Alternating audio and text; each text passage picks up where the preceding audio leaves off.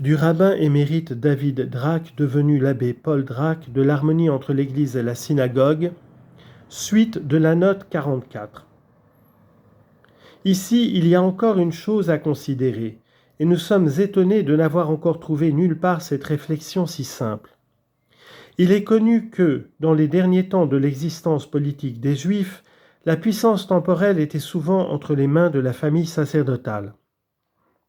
Les grands prêtres, surtout pour obtenir plus de considération aux yeux du peuple, recherchaient des alliances dans la maison de David.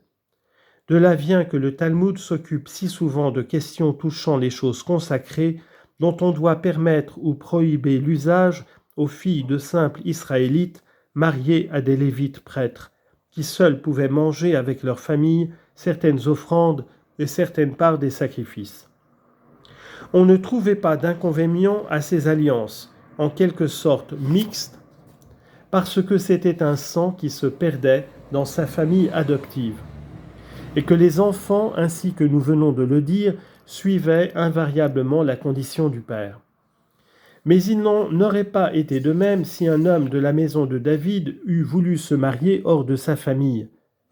La nation, jalouse de conserver dans toute sa pureté le sang royal de David, de cette dynastie qui faisait sa gloire, dont elle demande encore dans ses prières plusieurs fois par jour le prompt rétablissement, et dont elle attendait et attend encore son Messie, la nation, disons-nous, se serait opposée à ce qu'un autre sang vînt s'y mêler. Saint Matthieu donc, pour donner la généalogie de Jésus-Christ, leur met sous les yeux la descendance de Saint Joseph, à la suite de laquelle il pouvait se contenter d'ajouter que celui-ci était l'époux de Marie dont est né Jésus.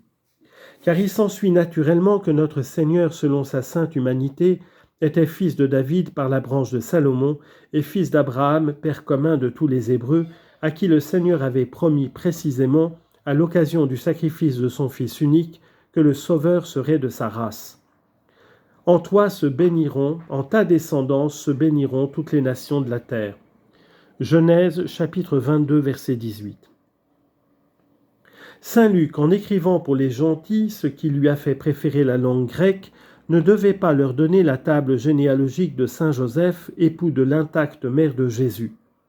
Cette table, au premier abord, n'aurait pas rendu palpable à des hommes étrangers aux lois et aux usages de la Judée l'origine du Sauveur, qui n'était fils de Joseph que par une fiction légale et nullement selon la nature.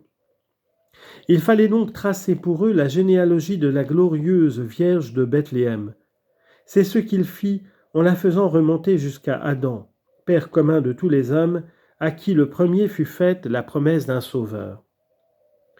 Remarquons d'abord à quelle occasion saint Luc donne la généalogie de Jésus-Christ, immédiatement après avoir consigné dans son évangile ces paroles qui ont retenti du ciel « Vous êtes mon fils bien-aimé ».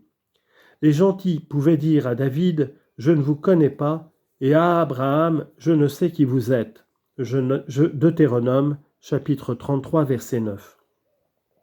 C'est pourquoi saint Luc ne leur présente pas Jésus comme fils de David, fils d'Abraham, ainsi qu'avait fait saint Matthieu, mais il a soin de leur montrer que le divin Sauveur était dans le temps, selon la chair, ce fils de la femme, promis au Père de tous les hommes, tout en étant fils de Dieu dans l'éternité.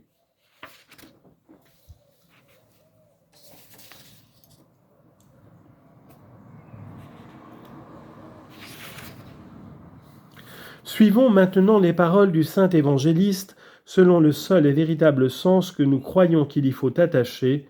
Nous avons besoin du texte original. Chapitre 3, verset 23 en grec. Kai outos ho Jesus en archomenos osei eton triakonta, os enomidzeto huios Yosef, tu Eli, tu Mathan, tu Lewi, etc., tu Enos, tu Seth, tu Adam, tu Theu. C'est-à-dire, réputé fils de Joseph, il, Jésus, était celui d'Élie, son grand-père maternel, de Mathat, de Lévi, et ainsi de suite jusqu'au verset 38, de Seth, d'Adam, de Dieu. Observez premièrement qu'en hébreu, on est fils de son ascendant à quelque degré éloigné que ce soit. C'est ainsi que saint Matthieu dit que Jésus était fils de David, fils d'Abraham. Deuxièmement, que toute cette série de génitifs, tout, au nombre de 75, se rapporte à Jésus-Christ et non à ses descendants, puisqu'il se termine par tout Théou, fils de Dieu. Car si chacun de ceux qui sont nommés ici était fils du suivant dans le texte, il en résulterait que le tout qui vient après Adam qualifierait celui-ci de fils de Dieu. Or, où voyons-nous que l'Écriture l'appelle jamais ainsi ?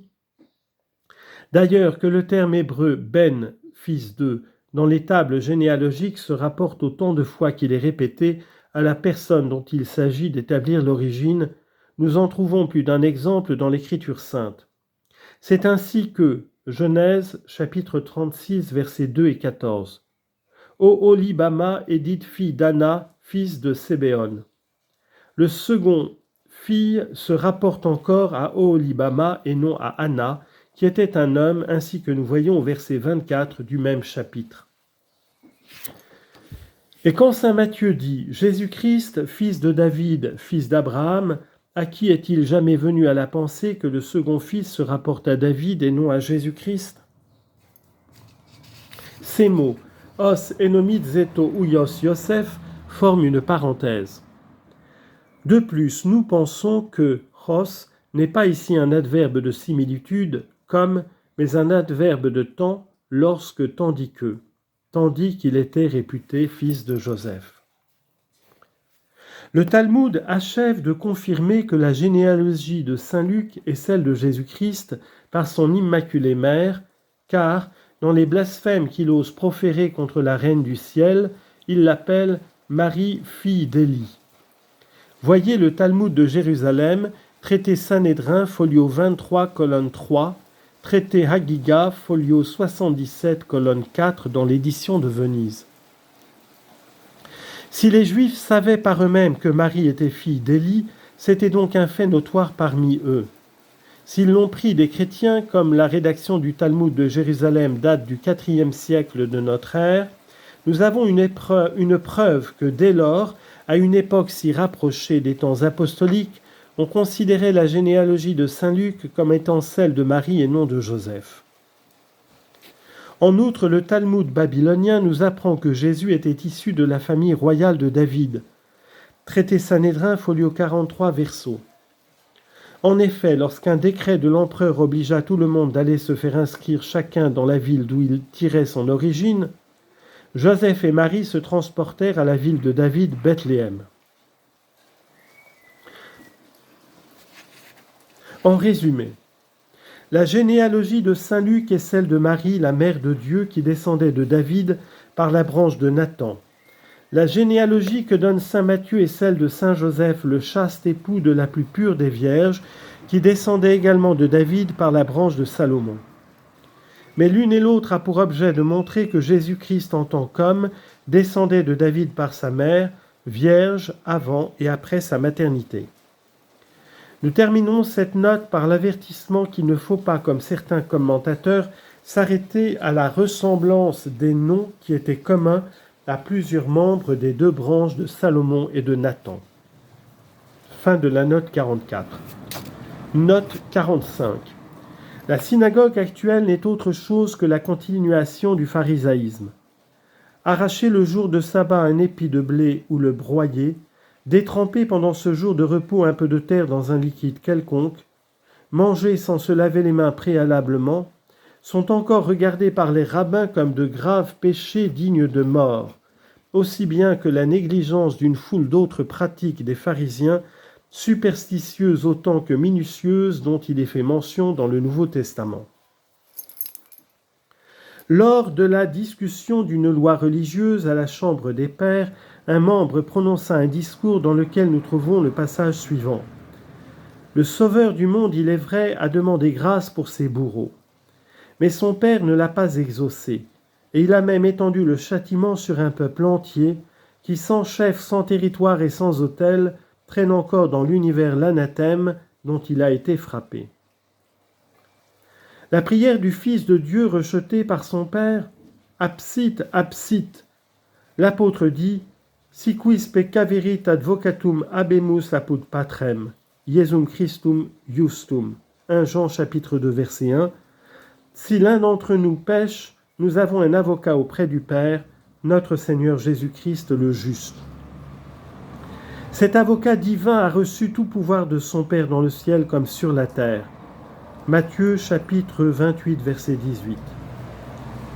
Disons que si au transeat ame calixiste, s'il est possible que ce calice passe loin de moi, il n'avait pas ajouté, mais en vérité que ce soit ta volonté et non ma volonté, il n'aurait jamais bu le calice amer de la passion. Cette prière donc, Père, pardonne-leur car ils ne savent pas ce qu'ils font, le Sauveur n'a pu la faire que pour les Juifs repentants de leur crime de déicide, qui reconnaîtraient la toute-puissance de son intercession et de ses mérites infinis. Et certes, cette prière a été exaucée. Nous en avons pour garant ces paroles de l'apôtre « Et nunc fratres cio, quia per ignorantiem » Et maintenant, frères, je sais que c'est par ignorance que vous avez agi, vous ainsi que vos chefs. Tout cela s'est accompli selon ce que Dieu avait annoncé par la bouche de ses prophètes, que le Christ devait souffrir. Convertissez-vous donc, et que vos péchés soient effacés. Actes des Apôtres, chapitre 3, versets 18 et 19. Le repentir est la première condition du pardon des péchés. Notre Seigneur ne refusa pas de mourir de la main des pharisiens, comme il ne refusa pas d'être renié par saint Pierre, mais il soupire après leur résipiscence, comme il a soupiré après celle du prince des apôtres. Les Juifs assumèrent sur eux et sur leur postérité la terrible responsabilité du sang répandu sur le calvaire, mais l'eau du baptême lave la tache de l'anathème qui en a été la suite.